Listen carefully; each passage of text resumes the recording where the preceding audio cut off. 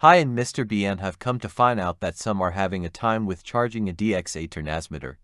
Let me explain how easy it is to do this and very fast. Hi Mr. B, I can seem to charge my DX8. I can find out where to plug the stock charger in to do so. Can you help me out on this? Hi Chris, and I was just going to make a short video on how to do just that. Great. I came in just in time.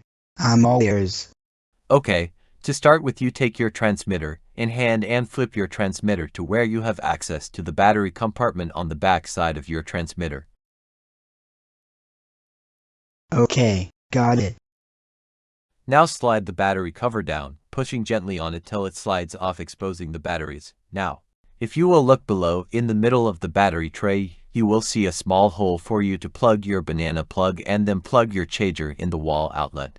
Well Mr. B, that was easy. Thanks again. It's okay. Glad I can help. Just remember, if you need help and I can help you, I will. Just glad you are not the only one that has this problem. We all start somewhere. Thanks, see you next time Mr. B.